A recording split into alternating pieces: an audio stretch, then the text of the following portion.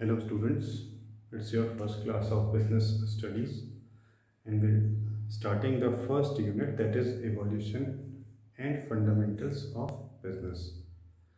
In this chapter we will discuss about the history of trade and commerce, and our first point is trade of India with world.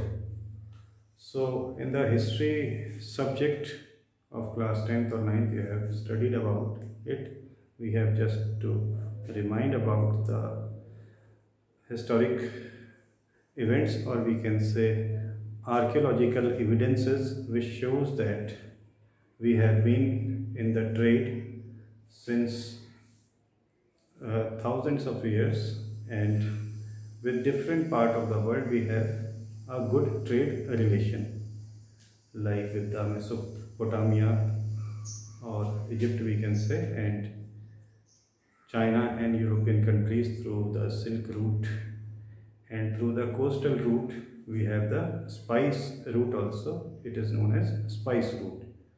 So we are geographically a very rich country because we have all type of formations, like we have mountains, rivers, deserts, coastal area, plateau, everything is here, and lots of minerals are found in India which are being exported. And at that time transportation is not so good, but still the people manage to trade with the countries which are very far away from our country. And the next point is indigenous banking system. Here the word indigenous means the local, or we can say the system of banking in India.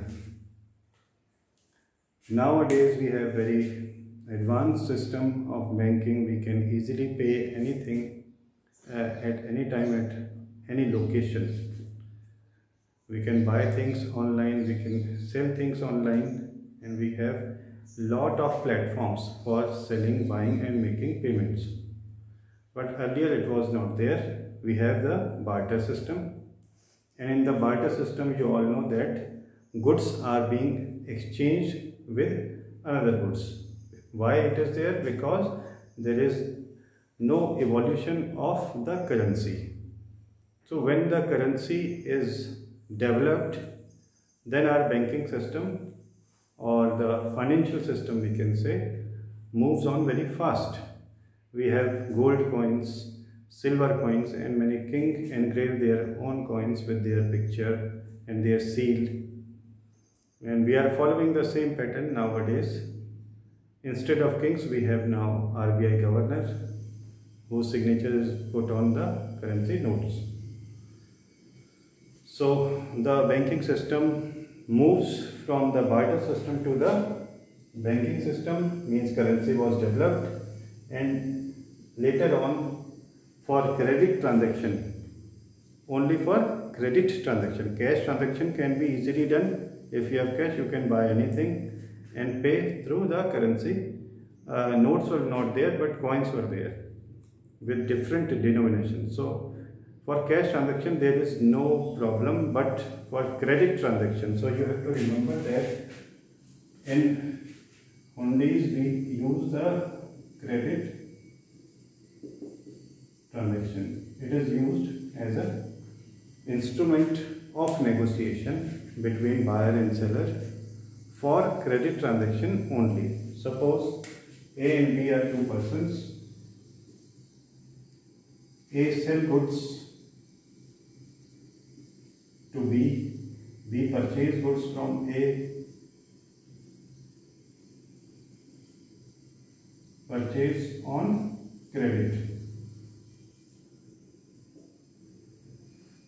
Then what will happen? A will write a hundi on B and B will sign it. He will sign it and promise that he will pay the balance amount in future, and it may be 1 week, 1 month, or 2 month, 3 month duration For that period he will get credit. So who is getting the credit? B. From whom? A. So A is now can be said drawer and B will be drawee.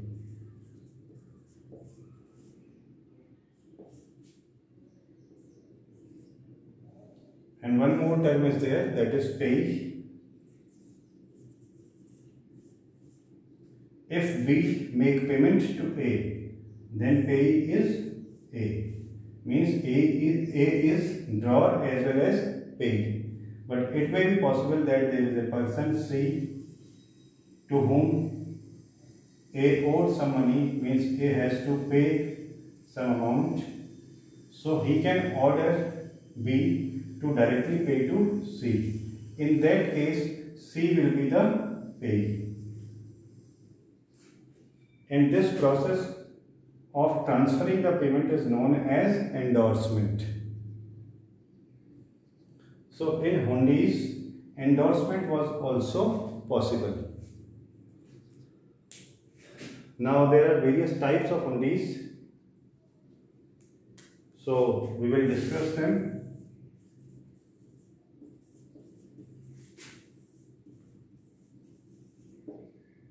Sahjog hundi, dhanijog hundi, both are common. Feature means they are negotiable instrument.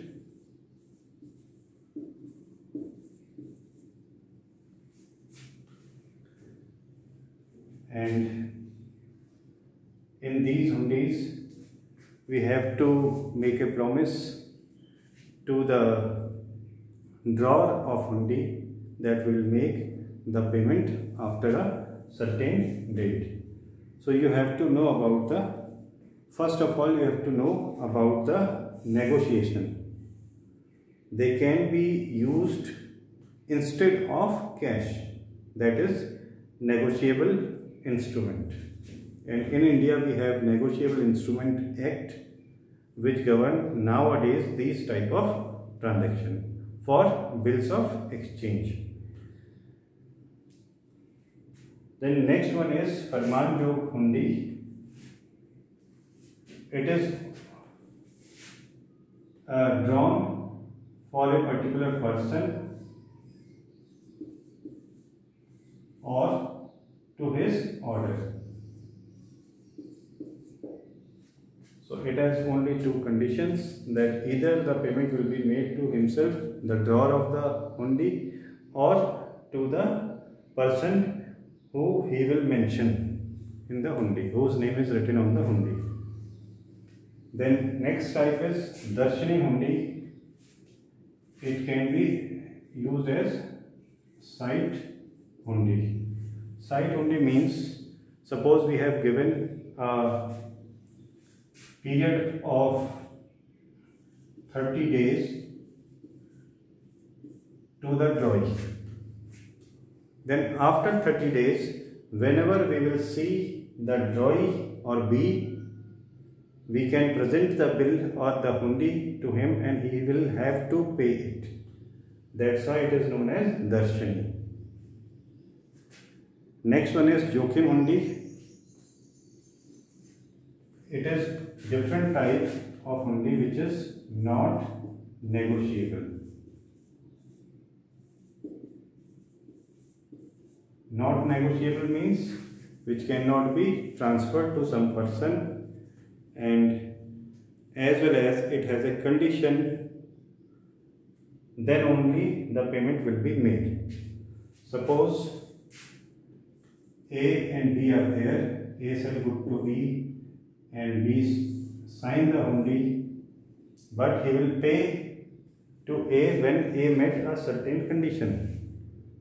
It may be possible that A advance only few goods. So when B will receive the complete goods, then only he will pay to A. And last one is Namjog hundi.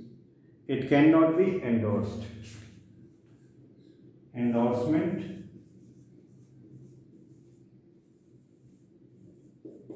is not allowed.